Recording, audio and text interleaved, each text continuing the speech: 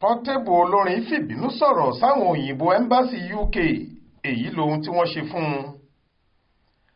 Àwọn aláṣẹ iléeṣẹ́ tó ń ṣojú ìjọba ilẹ̀ United Kingdom UK nílẹ̀ wa ìyẹn Ẹmbasi UK tó wà nílùú Àbújá ti rí pípọ́n ojú gbajúgbajà olórin hip hop táwọn ọ̀dọ́ fẹ́ràn ní Habib Òkìkíọlá Ọlálọ́mí táwọn èèyàn mọ̀ sí Portable olórin.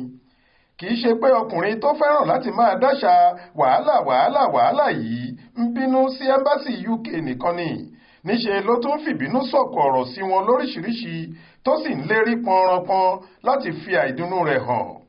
Nínú fọ́nrán fídíò kan tó gbé sójú òpó Instagram rẹ̀ lórí ẹ̀rọ ayélujára, Habib tó máa ń pe ara ẹ̀ ní ìkà of Africa yìí ní òun fẹ́ lọ ṣeré nílùú òyìnbó ìyẹn nílùú London àtàwọn ìlú míì lórílẹ̀‐èdè United Kingdom wọ́n sì ti lu páálí òun ìyẹn físà tóun yóò fi wọ ìlú náà ló ń tẹ̀.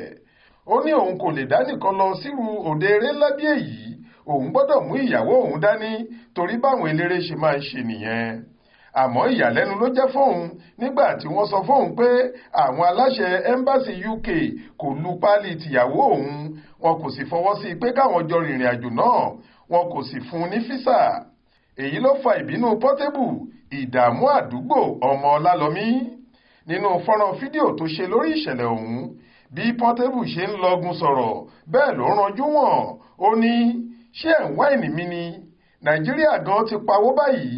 Lójúmọ́ tí mo bá ṣe ṣóò ní Nàìjà, tí mo bá gba 5 million mẹ́wàá fún ọjọ́ mẹ́wàá tí mo fẹ́ lọ lò ní London, ṣé ẹ ò mọye tí yẹn jẹ́ níbí ni? Mo wá lọ sí London ní UK, wọn ò wọ́n ti lu páálí mi o, wọ́n lu páálí mi o, àmọ́ wọn ò tí ì lu páálí ìyàwó mi o.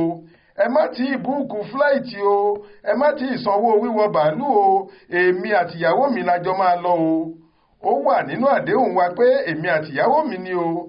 Ẹ bá mi sọ fún Bílíkìù kí wọ́n búùkù fúláìtì ìyàwó mi. Tí wọ́n bá ti lu páálí mi, kí ló dé tí wọn kò lu tìyàwó mi mọ́? Mi ò gbà o. Ìyàwó mi kò ní wàhálà, èmi ni gángstà. Tí wọ́n bá ti lù mí, wọ́n máa lu tìyàwó mi. Wọn ò lu páálí ìyàwó mi, níṣe ni wọ́n mú pásípọ̀tù ìyàwó mi, wọ́n sọ sẹ́gbẹ̀ẹ́ ni o. Wọ́n fẹ́ ríìpù mi ni o, wọ́n fẹ́ lo wàyó fún mi ni o. Mo dẹ̀ ti sọ fún wọn tẹ́lẹ̀ pé èmi àtìyàwó mi la jọ ń lọ o. A fẹ́ lọ ṣe fámìlì ni, mo fẹ́ lọ ẹ̀ǹjọ́yì ayé mi ni, kí n wá gba ibẹ̀ wọ ṣóò. Wàhálà ti dé o, mi ò gbà o, àti bẹ́ẹ̀ bẹ́ẹ̀ lọ. Nínú fídíò míì, Portable tún pàrọwà sáwọn olólùfẹ́ rẹ̀ ní London pé kí wọ́n bá òun dá sọ̀rọ̀ tó ṣẹlẹ̀ yìí torí òun àtìyàwó òun làwọn gbọ́dọ̀ jọ lọ. Ó lóun kò fẹ́ dé London kóun máa wá lọ gbé aṣẹ́wó sùn. I no fit hook up abroad gẹ́gẹ́ bó ṣe sọ̀rọ̀ ọ̀hún. Nínú fídíò míì ẹ̀wẹ̀, wọ́n ṣàfihàn Portable bó ti ṣe balẹ̀ sórílẹ̀-èdè UK níbi tó ti ń fi kẹ̀kẹ́ kan ti àwọn báàgì àti ẹrù rẹ̀ jáde ní airport London. Àmọ́ ìyàwó rẹ̀ kò sí lẹ́gbẹ̀ẹ́ rẹ̀. Bẹ́ẹ̀ làwọn olólùfẹ́ rẹ̀ kan tí wọ́n wá pàdé rẹ̀ ń fi ṣe yẹ̀yẹ́ pé ìyàwó rẹ̀ kò tẹ̀lé wá. Àmọ́ Portable fèsì fún wọn pé ètò ti ń lọ lórí ti ìyàwó òun. Ó ní ọmọbẹ́wàjì ẹwà tó mi máa wá bá òun láìpẹ́. Oríṣiríṣi ọ̀rọ̀ làwọn èèyàn kọ nípa fídíò yìí.